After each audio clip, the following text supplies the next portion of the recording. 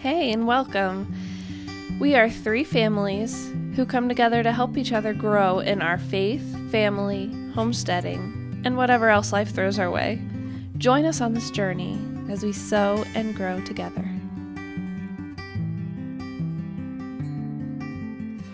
A few weeks ago, we had the opportunity to pick grapes at a friend of a friend's house. You can check out the full-length video on that process and how we got the grape juice that we used in today's video.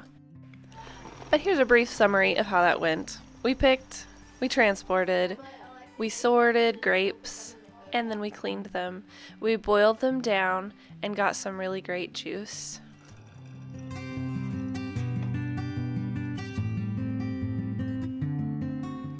Around the same time, we got our hands on a whole bunch of apples we didn't know what to do with. We looked into some ways to use up apple scraps. Check out our video on that too. One of the things we tried was making homemade apple pectin. But now we needed to see, does it really work as well as what you can get at the store? Let's try it out. So today, 6-year-old Zeke here is my helper as we work on an experiment comparing two different ways to make grape jelly. Let us tell you a little about it. We used this recipe from Mama's Homestead website. This was not a low sugar recipe, just so you know.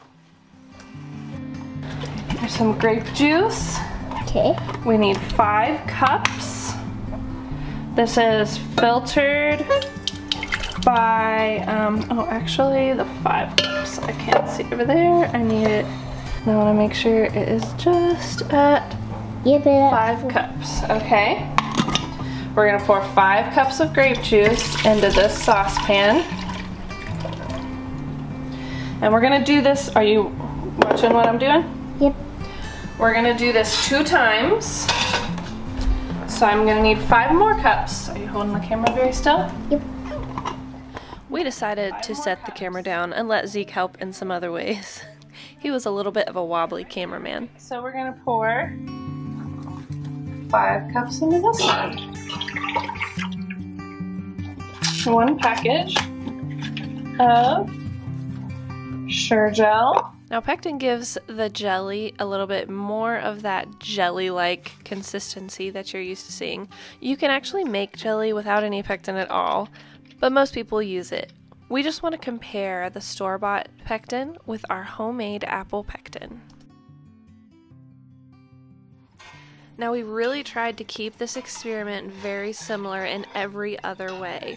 So we used the same heat setting, we stirred as much equally as possible. Now they were slightly different size pots because we didn't have exactly the same one and we were trying to get it done at the same time. And the burners were not exactly identical. If you've had an electric stove before, you know they all burn just a little bit different, but we did our best. As the heat gets rolling here, you can already tell a difference. Now the only thing in here is grape juice and pectin. The store-bought pectin has a lot more foam along the top than our homemade apple pectin does. Once the grape juice is going at a boil that does not stop as we stir it, we'll add the sugar. We did add organic pure cane sugar, but still there's a lot of it. Smells good. 6 cups of sugar for the 5 cups of grape juice. That is a lot of sugar. And then there was just a whole lot of stirring. Don't go too fast because if you splash this, it would hurt. And make sure you get all around the edges, like around the circle, outside of the circle. And then go the opposite way.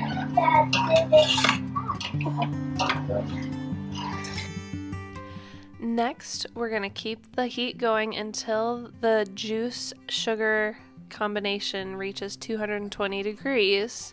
That's very important that it gets all the way up to 220 degrees. So we have a couple different kinds of thermometers.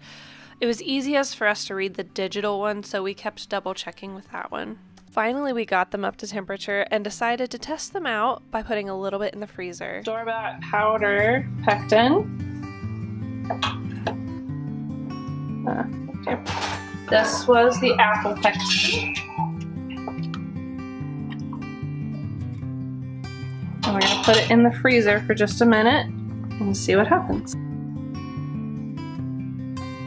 Alright, it's been just a minute and I have put both of these in the freezer. This is the apple pectin.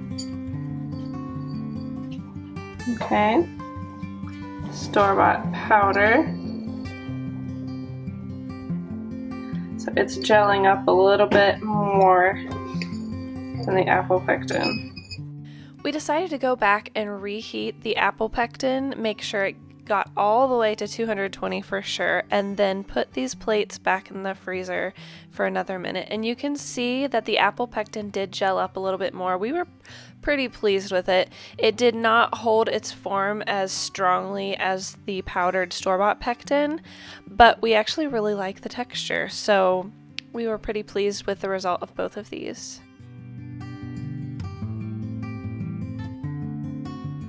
Now that we're satisfied the jelly's setting up nicely, we're prepping jars and our canner so that we can get this jelly canned for more long-term storage. You can see the jelly from the store-bought pectin has a lot more foam. You can scrape that off. I've heard you could reheat it and it will turn back into jelly. We just kind of sifted some of it off so it wouldn't get in the jars. Now we are filling the jars. I'm using these pint jars. We're filling them up to 1/4 inch headspace.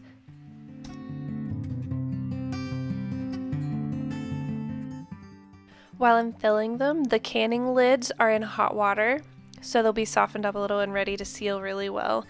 But first, I will clean the tops of the rims with a little bit of vinegar on a clean cloth, making sure there's nothing that would keep it from sealing when it goes in the canner. Then we'll just tighten these rings on finger tight, not too tight, but we don't want it to be too loose. I'm going to use the jar lifter to pick up these jars and set them in the canner. The canner's already got some water boiling in it. The jars are hot. The liquid inside the jars are hot. We don't ever want to put anything cold directly in something really hot or change temperatures quickly because that could crack our jars. So everything's hot right now. Now to can the other grape jelly, the one that we use our homemade apple pectin, and you can see that it's a lot clearer, there's not as much foam. But let's get this in the jars so we can get to canning.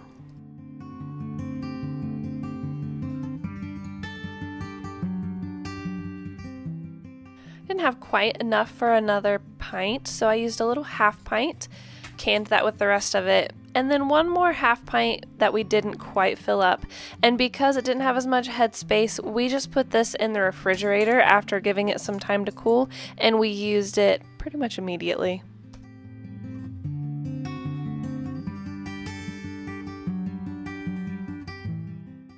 Just so I could tell the difference, I used these superb lids that we got at our Amish country trip to the Food Independence Summit on the apple pectin jelly. And I used a plastic lid for this one because it's just going in the fridge. We followed the recipe and got all these jars in the canner and covered them with at least 1 inch of water. Got it boiling and closed the lid. We left it for a little over 10 minutes. In the meantime, a couple extra helpers showed up and wanted to help me, clean the pots. At this point, the pots were cooled down and the kids were really excited to give it a taste test. I think it was a hit. Do you remember you picked these grapes? Yeah! It's for friends! Oh yeah! What's this?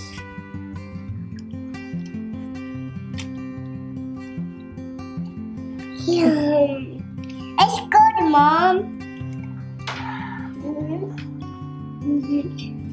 Oh, what?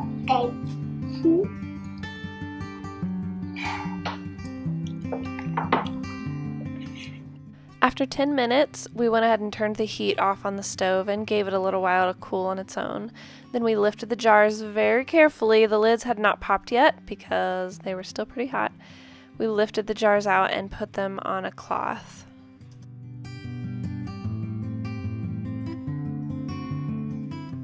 The dishcloth here, of course, it absorbs any water that might be spilling. It cushions the jars so I don't bump them too hard. And it also keeps the hot jars from touching the cool countertop. We don't want anything to go from really hot to really cold really quickly, or vice versa, because that could cause our jars to crack. Now we're just going to leave these jars on the counter for at least overnight. The lids are already starting to pop, and that indicates a good seal. So we'll check it all in the morning when everything's had a chance to cool.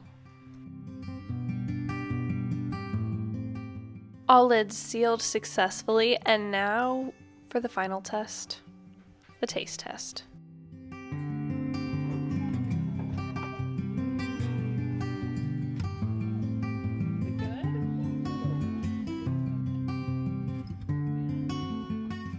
Thanks for joining us here today as we sew and grow together.